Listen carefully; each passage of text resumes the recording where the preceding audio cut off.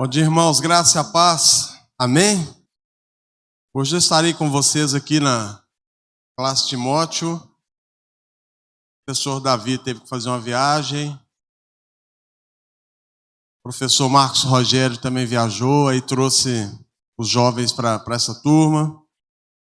Eu tive que cobrir esses irmãos. Vamos abrir a palavra de Deus no livro de Juízes, capítulo 6.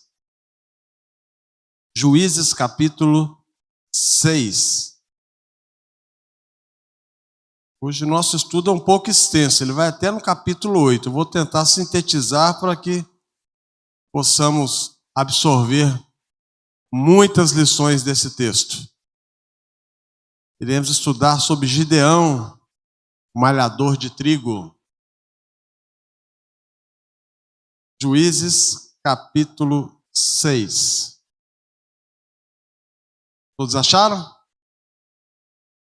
Vamos orar então. Pai querido, fala aos nossos corações, nos dê o entendimento da Tua palavra, para que continuemos a crescer na Tua graça e no Teu conhecimento.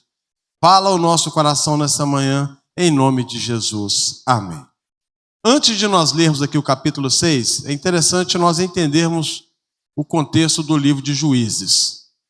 Durante a liderança de Josué, o povo de Israel seguiu os preceitos de Deus. Está lá em Juízes capítulo 2, versículo 7. E a partir da morte de Josué, começou a estabelecer um certo anarquismo naquele contexto do povo israelita. O povo perdeu a sua liderança forte, aquele líder que conduzia o povo, aquele líder que caminhava junto com o povo, e eles começaram a perder as referências. E gerações foram vindo, e eles não tinham mais uma referência bíblica, uma referência de liderança. E o povo então começou a fazer o que queria, da maneira com que queria, da forma com que queria e quando queria fazer. Até aqui nós já tiramos a primeira lição dessa manhã, da necessidade de uma liderança à frente dos trabalhos. Ninguém consegue se organizar, termos uma sociedade sem ter uma liderança direcionada por Deus. Porque senão nós iremos agir da mesma maneira com que esses irmãos, no período aqui de Juízes, estavam realizando. Eles faziam o que queriam, da forma com que queriam. Não tinham responsabilidade. Não tinham uma direção. Era como se eu quisesse fazer algo dentro da igreja, aí o outro irmão queria fazer outra coisa, o outro queria fazer outra coisa, o outro queria fazer outra coisa. No final, ninguém fazia nada. E ficava tudo desorganizado. E foi nesse contexto que Deus começou a instituir os juízes durante esse período aqui para o povo de Israel. Ele levantou as pessoas, levantou homens, levantou pessoas dignas, pessoas corajosas, que tinham a coragem de se posicionar, que tinham a coragem de obedecer e fazer aquilo que Deus havia pré-estabelecido para que eles fizessem, para ter um relacionamento com Deus e conduzir o povo a se relacionar da maneira com que Deus queria e quer que nós nos relacionemos uns com os outros. Este é o contexto do livro de Juízes. Tal atitude do povo aqui que nós iremos observar, ela suscitou a ira de Deus. E o que Deus fez? Deus falava e eles não obedeciam. Deus então permitiu que aquelas nações circunvizinhas pudessem subjugar o povo de Israel. E eles começaram a sofrer. E todas as vezes que eles sofriam, eles lembravam de Deus. E eles clamavam a Deus. Deus ia, socorria o povo. Porém, quando as águas ficavam tranquilas novamente, eles voltavam a fazer o que queriam da maneira com que queriam. Eles se esqueciam de Deus novamente. Deus ia, levantava outro juiz. O juiz ia, conduzia o povo aprendia, o povo voltava os olhos para Deus novamente. Quando o juiz morria, eles voltavam a fazer tudo o que eles queriam, da maneira com que eles queriam, sem entender e fixar as verdades bíblicas em seus corações. Parece que nós estamos vivendo nos tempos modernos, né? Quando a gente lê Juízes. Quando a gente olha para a história bíblica, que foi escrita mais de 3.000 anos atrás, nesse contexto aqui, a gente olha para o texto e fala assim, meu Deus, parece que eu estou vivendo isso hoje. Parece que eu estou vivendo isso nesse momento. Quando as coisas estão ruins, nós nos apegamos a Deus. Quando as coisas vêm para aquela linha do mar tranquilo, as águas tranquilas, nós esquecemos de Deus. Aperta um pouco, eu busco a Deus. Afrouxa, eu esqueço de Deus. Não é muito diferente desse período não, meus irmãos. Olha o que o texto nos diz aqui. Capítulo 6, vamos ler apenas o primeiro verso agora. Fizeram os filhos de Israel que eram mal perante o Senhor. Por isso, o Senhor os entregou nas mãos dos midianitas por 7 anos. Esse período aqui foi o período que Gideão foi levantado para ser o juiz de Israel. Foi um período que eles ficaram sendo subjugados pelos midianitas durante 7 anos. E durante 7 anos, aquele sofrimento, aquela opressão, eles lembraram de Deus. Deus, tem misericórdia de nós, nos livra dessa opressão dos midianitas. O que os midianitas faziam nessa época que eles sofriam tanto?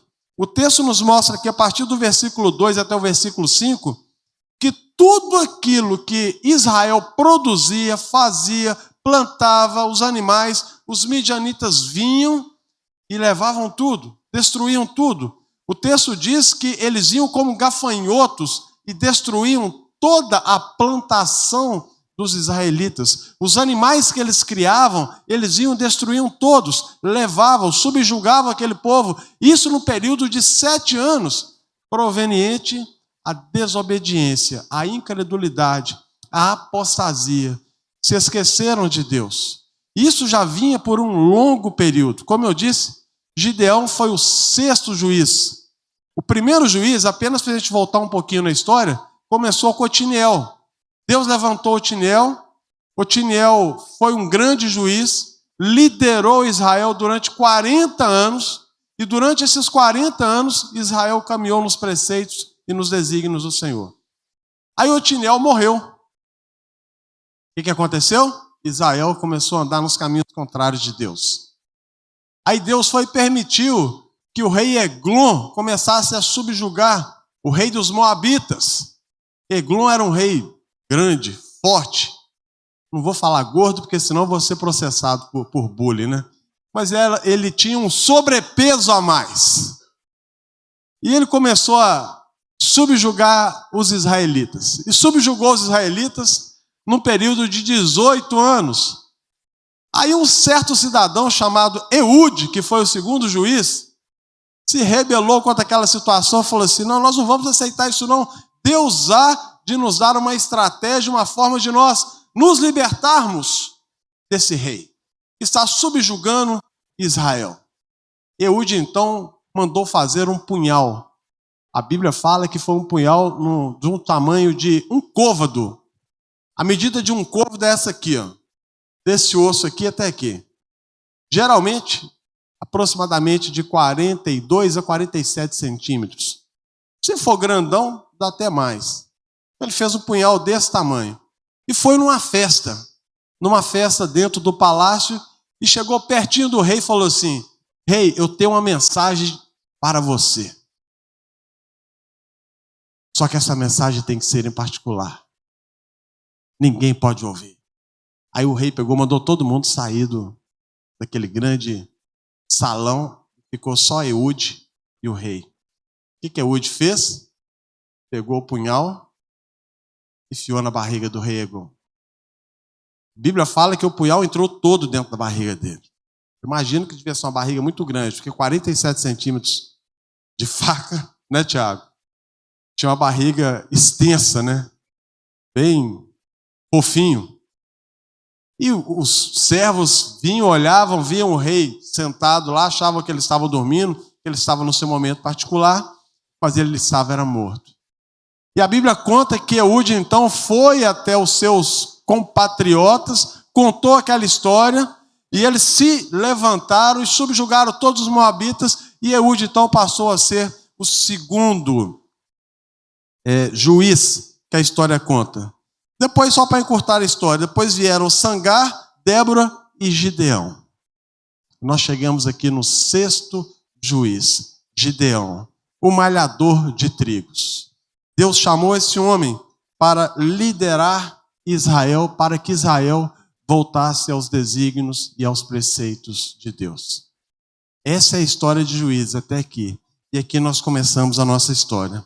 Do versículo 2 ao versículo 5, nós já dissemos aqui, o texto relata a opressão dos midianitas em subjugar Israel. Um povo numeroso que é citado na Bíblia como as areias do mar e um povo de um poder destrutivo tão grande que é citado como os gafanhotos, fazendo uma alusão lá atrás, lá no início, quando os gafanhotos, aquela praga dos gafanhotos, destruiu toda aquela região lá do faraó, e ele é citado aqui como um poder destrutivo tão grande que é citado como os gafanhotos. Quando os midianitas invadiam, eles destruíam tudo, e o povo, com certeza, ficava apavorado. Por isso que, quando cita Gideão, fala o malhador de trigos, porque no período que ele foi chamado por Deus, ele estava trabalhando, estava malhando o trigo para que eles pudessem esconder dos midianitas, para caso houvesse uma invasão, eles tivessem pelo menos um pouco de trigo para se alimentarem até a próxima colheita. Esse era o contexto que esse povo vivia. E sabe por que eles viviam dessa forma, meus irmãos? Por que todo esse sofrimento? Por causa da desobediência. Porque não obedeciam. Não queriam fazer aquilo que Deus havia pré-estabelecido para eles. Lá em Deuteronômio 28, eu sempre cito esse texto. Eu não sei se os irmãos já leram, mas eu sempre vou citar eles. Deuteronômio 28, lá atrás, no período de Moisés, lá no Pentateuco, Deus falou: se atentamente ouvires a voz do Senhor teu Deus e obedecer, ouvir, guardar, praticar e viver, a vida de vocês vai ser dessa forma. Todavia, se você não ouvir, ou ouvir, não guardar e não praticar, a sua vida vai ser assim. Aí vem uma série de maldições. Isso faz parte da nossa natureza. Isso faz parte da natureza caída que nós temos, de querer fazermos aquilo que nós queremos, não aquilo que Deus pré-estabeleceu para que tenhamos uma boa convivência. O reino de Israel vivia desse jeito, eles faziam o que queriam, na hora com que queriam, da forma com que queriam. E as coisas não funcionam assim. Se Deus pré-estabeleceu, se Deus nos ensinou, se Deus nos deu um manual de regra de fé e prática, Deus nos chamou, Deus nos capacitou, Deus nos colocou em determinado lugar para exercer aquilo que Ele quer que você exerça. Então você tem que ter coragem de fazer aquilo que Deus quer que você faça. Esse que é o princípio bíblico. Não é da forma com que eu quero, da maneira com que eu quero. Mas tem que ter ordem, tem que ter reverência, tem que ter decência nas decisões que nós iremos tomar em toda e qualquer região e área das nossas vidas. Seja na sua área física, profissional, espiritual, emocional. Nós temos que ter um parâmetro. Não é assim, eu quero, eu faço. Não. Não é dessa forma, meus irmãos. Nós temos que ter uma linha. E essa linha é uma linha tênue. Porque às vezes nós caminhamos em cima dela, mas nós somos tendenciosos a ir para os dois lados. E nós temos que ter essa firmeza e essa direção. E Deus, quando levanta aqui Gideão, ele observa algumas características que são lições preciosas que nós devemos ter, e nós olharmos para dentro de nós e falarmos assim: Gideão foi escolhido por Deus. Mas por que Deus escolheu Gideão? Porque ele era forte, porque ele era bonito, porque ele era inteligente? E às vezes Deus está falando com você e você fala assim: eu não tenho coragem, eu não sou digno, eu não posso, eu não consigo. Ou você pensa que Deus tem lhe chamado e fala assim: eu vou porque eu sou melhor, que eu sou mais inteligente, que eu sou mais capacitado, que eu tenho isso, que eu tenho isso, que eu tenho isso. Não foi essas características que Deus observou na vida de Gideão para que ele viesse a ser um líder e um grande líder de Israel? Primeira característica que nós observamos aqui, o texto nos mostra com muita clareza no capítulo 6, versículo 11 a 24, O texto relata o chamado de Gideão para ser o libertador, algumas características muito pertinentes. A primeira delas, que Deus não escolhe preguiçoso. Nunca vi nenhum texto bíblico que Deus escolheu uma pessoa desocupada. Todos estavam trabalhando. E muito trabalho. Nesse contexto aqui, Gideão estava trabalhando. Gideão não estava de férias, numa praia ou num campo, deitado com os pés para cima. Ele estava trabalhando. Deus foi lá e chamou ele. Gideão sentiu no coração assim, mas Senhor, será que eu sou capacitado para isso? Será que eu tenho capacidade? Eu posso? Será que eu vou conseguir fazer isso que o Senhor tem proposto para mim? É a segunda característica. Deus não escolhe os capacitados, Ele capacita os escolhidos dele. A terceira característica, Deus escolhe aquele que tem temor diante de Deus. Aqueles que aprendem a viver e vivem na dependência de Deus. Que se colocam na brecha, se colocam na posição de servos e não querer fazer aquilo que quer, da maneira com que quer, mas sempre tomando decisões pertinentes diante da graça de Deus na tua vida. Gideão, nós iremos observar aqui uma certa parte da sua história, toda e qualquer decisão que ele tomou, ele buscou a direção de Deus.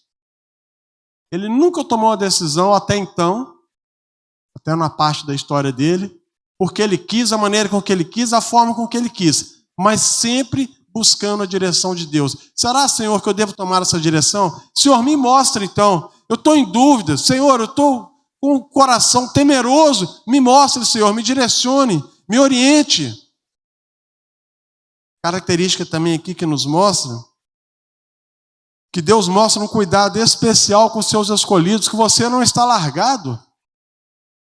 Você não é um objeto que Deus irá colocar numa prateleira e deixar você lá, seu bel prazer. Deus tem um cuidado especial com cada um de nós. Se Deus te escolheu para você ser um líder, tenha coragem. Não fique na zona de conforto, não. Saia dessa zona de conforto. Mas, na dependência de Deus, Deus irá te capacitar no tempo e na hora que lhe aprover. Uma outra característica aqui muito importante que Deus escolheu Gideão: disponibilidade em ouvir e servir a Deus da maneira correta. Ele se dispôs a ouvir e a servir a Deus da forma com que Deus queria que fosse servido. Preste bastante atenção. Não é ouvir e fazer o que quer, não. Ouvir, servir da maneira com que Deus quis com que ele fizesse. E uma última característica aqui, que ela é imprescindível para aqueles que são chamados uma liderança. Coragem para fazer o que tem que ser feito e na hora que tem que ser feito. É difícil. Líderes corajosos. Principalmente diante das circunstâncias que nós temos vivido, somos suscetíveis a negociar os nossos princípios, a negociar os nossos valores, para agradar A, B, C, D, E, E, F. Tem faltado coragem no povo de Deus, de se posicionarem, de erguer a cabeça e falar assim: eis-me aqui, Senhor, estou aqui. Vai lá e faz isso. Ah, mas será que eu vou lá fazer? Não é perigoso? Tem muito bandido ali, eu não vou lá não, manda o outro. Manda o Tobias, que é lutador, se alguém for bater, bate nele. Eu não vou lá não, eu sou muito fraco. Ah, eu não vou, porque eu não sei falar, eu não tenho coragem.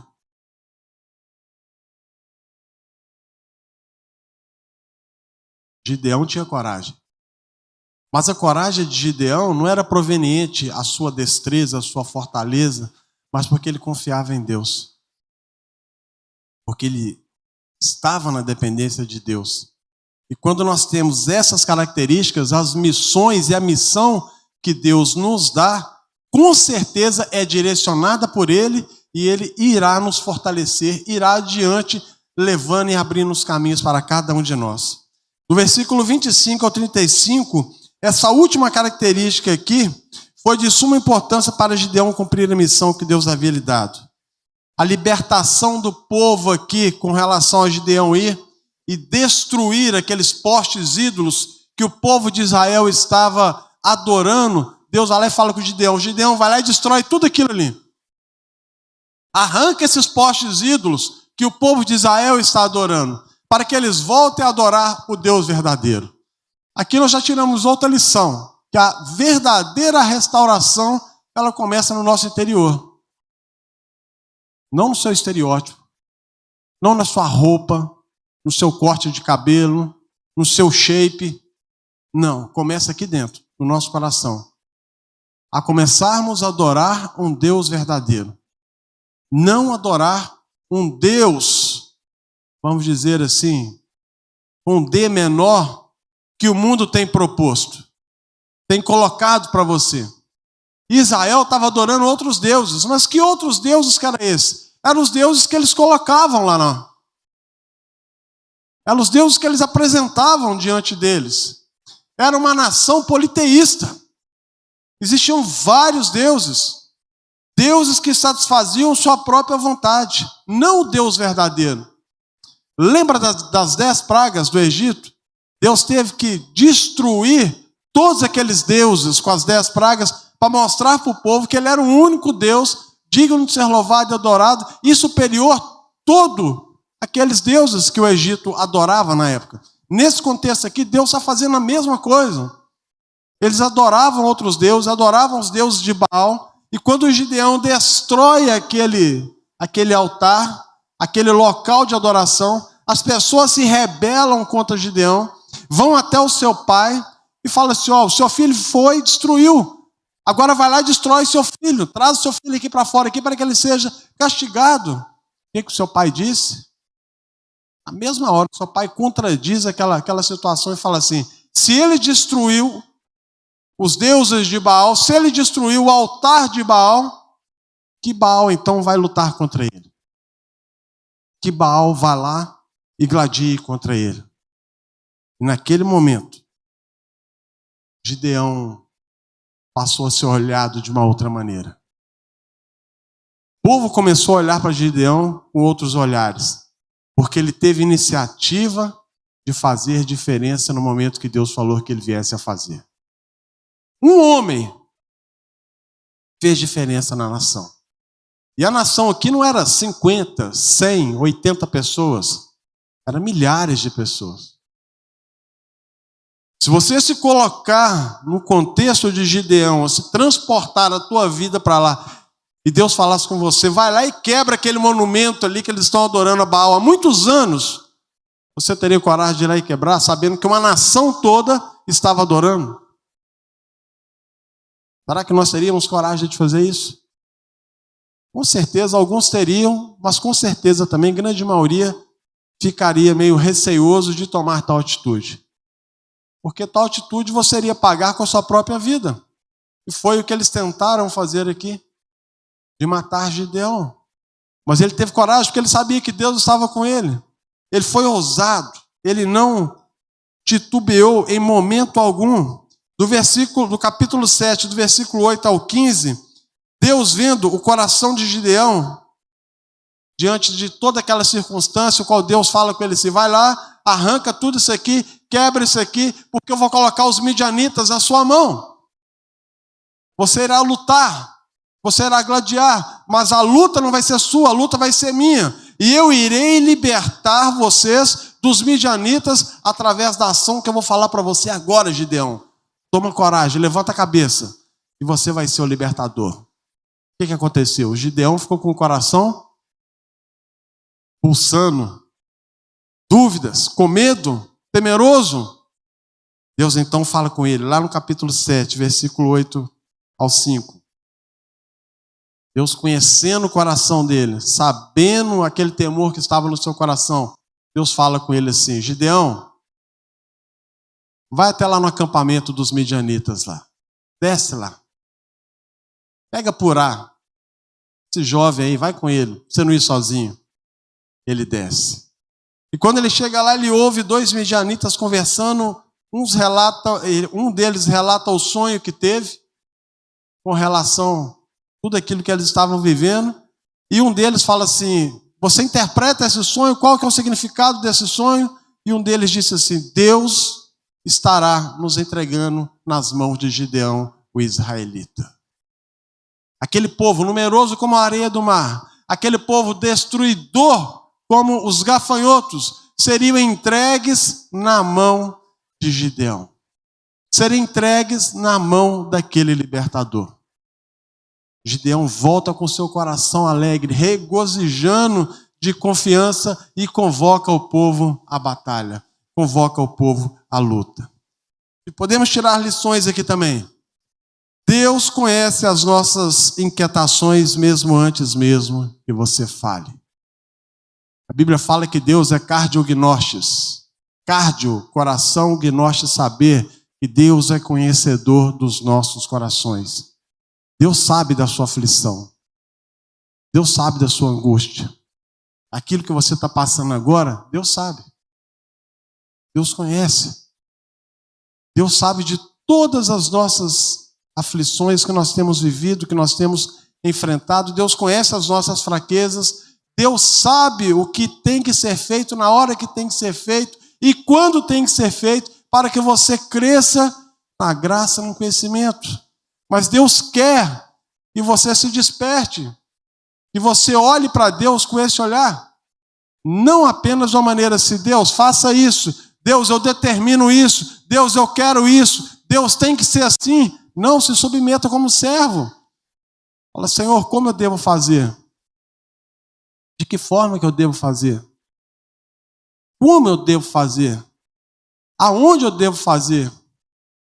Quando eu devo fazer?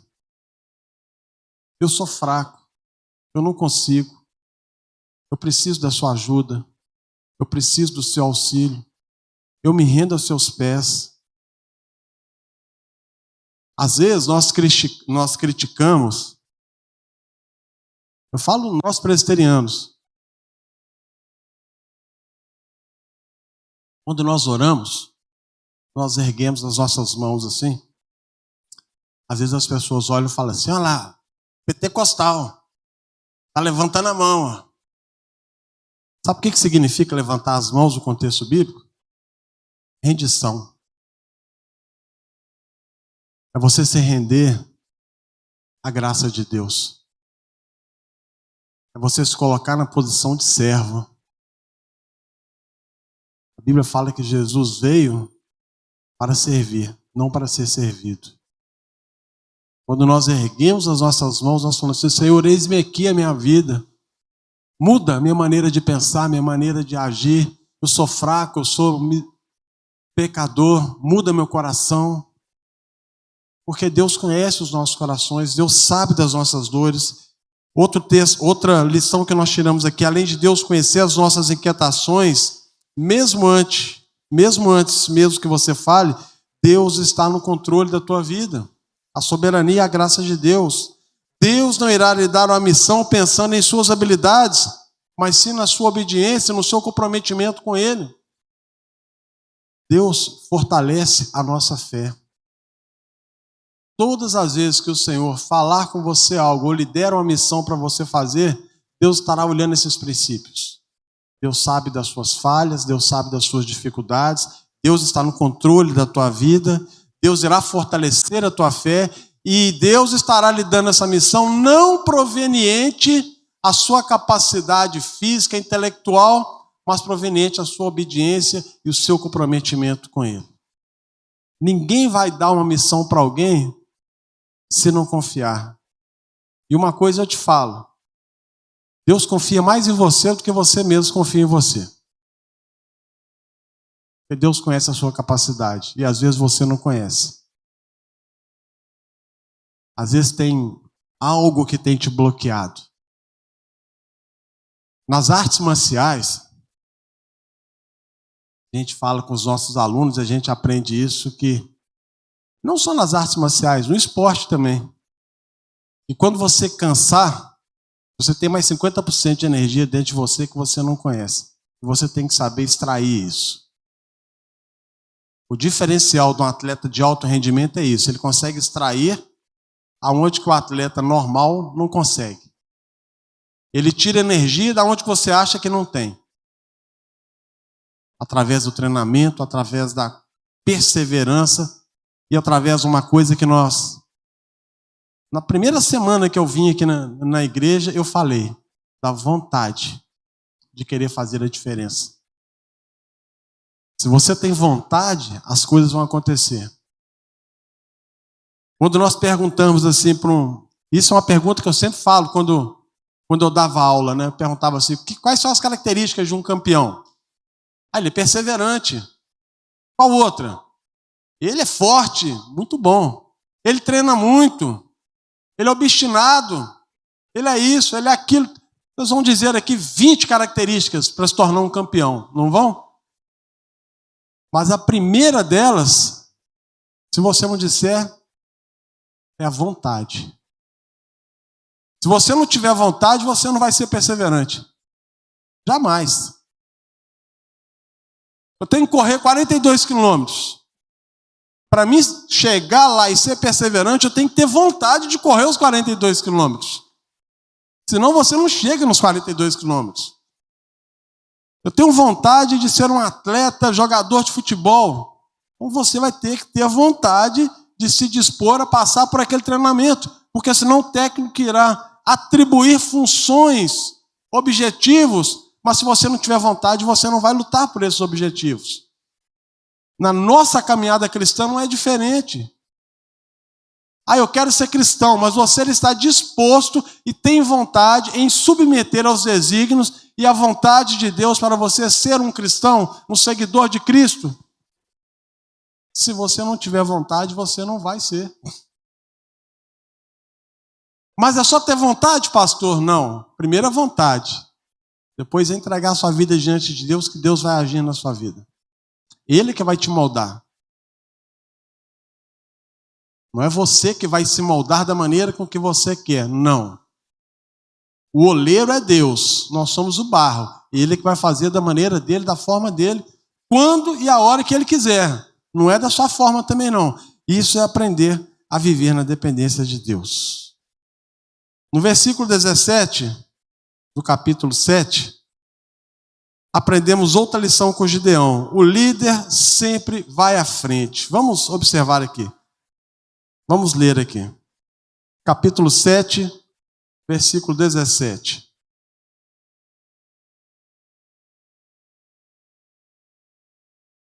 Então Jerubbaal, que é Gideão, se levantou de madrugada e todo o povo que com ele estava e se acamparam junto à fonte de Harod, de maneira que o arraial dos Midianitas lhe ficava para o norte, no vale de fronte do outeiro e de Moré. Deus levantou esse homem para ser o líder de Israel, para ser o libertador do povo da opressão dos midianitas que estavam oprimindo eles há 7 anos. Mas qual que é a função do líder aqui? Apenas delegar? Gideão mostra um exemplo aqui muito importante para cada um de nós que somos líderes. Ele foi à frente juntamente com o povo. Ele pegou na espada lá, pegou na seu material e falou assim, vamos lá que eu vou junto com vocês. No caso aqui, ele pega os cântaros, a trombeta e fala, vamos juntos que eu vou com vocês, eu vou liderar vocês. Eu estou junto com vocês. Vamos puxar a fila. O líder tem que estar na frente. Ele tem que estar puxando a fila. Os meus anos de ministério e o período que eu trabalhei como pastor auxiliar, todos os pastores que eu trabalhei, eles puxavam. Então ele falava assim, 6 horas da manhã aqui na igreja. 5h30 o pastor estava lá. Reunião de oração. O pastor estava lá. Estudo bíblico. O pastor estava lá. Vamos fazer um evangelismo. O pastor estava lá no evangelismo. Vamos fazer isso. Ele estava junto, ele é o líder. Ele tem que estar junto. Agora imagina você, dono de uma empresa. proprietário de um comércio, um empresário. Você vai empresariar de casa, mandando as pessoas fazerem, sem você estar lá? Tem como?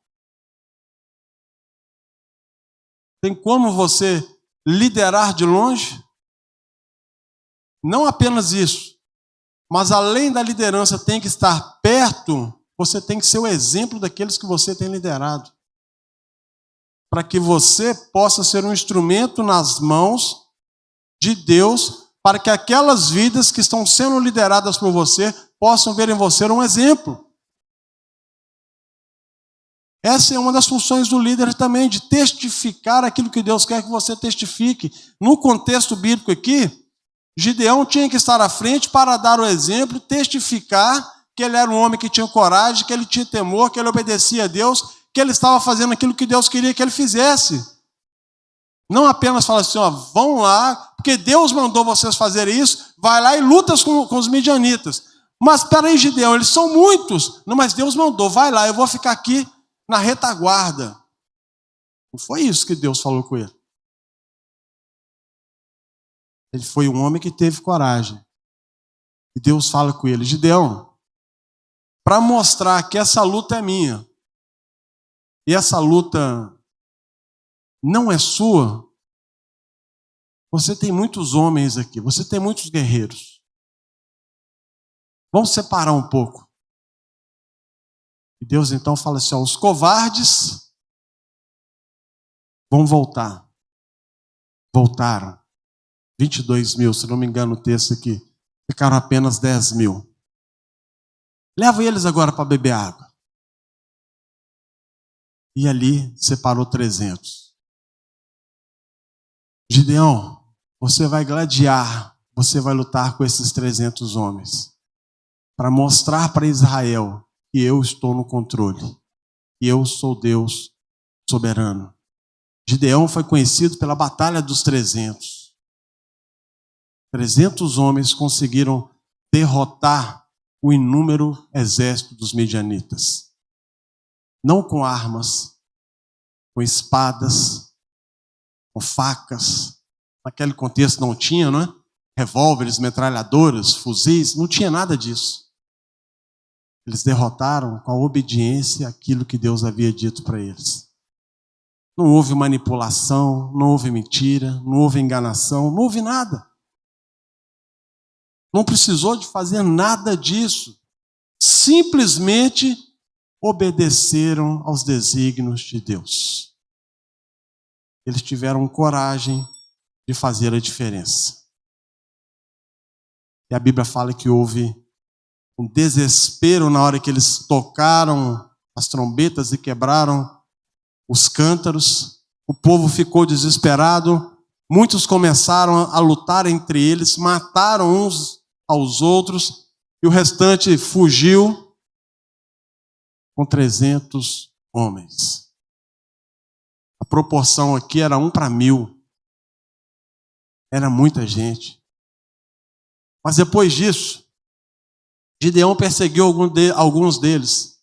E após essa perseguição, Gideão, então, nós chegamos lá no capítulo 8, no finalzinho, ele pega alguns ornamentos de ouro e faz uma estola sacerdotal e pendura essa estola sacerdotal no contexto lá de Israel. Bem no local que todos pudessem ver. Gideão errou? Errou. Aonde que foi o erro de Gideão? Fazer aquilo que ele queria fazer sem consultar a Deus.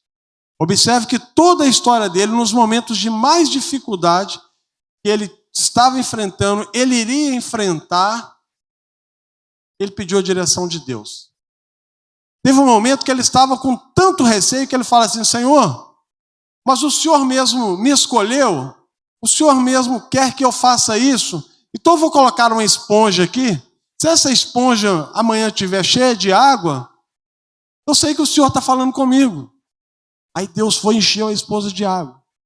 Quando foi no outro dia, Gideão falou assim, mas Senhor, não fique com raiva de mim não, mas deixa eu perguntar de novo aqui. Se amanhã essa esponja estiver seca e tiver o orvalho no chão, aí eu vou ter a certeza. Deus foi e encheu a esponja de água. Quando foi no outro dia, Gideão falou assim, mas Senhor, não fique com raiva de mim não, mas deixa eu perguntar de novo aqui. Se amanhã essa esponja estiver seca e tiver o orvalho no chão, aí eu vou ter a certeza. E Deus fez da mesma maneira.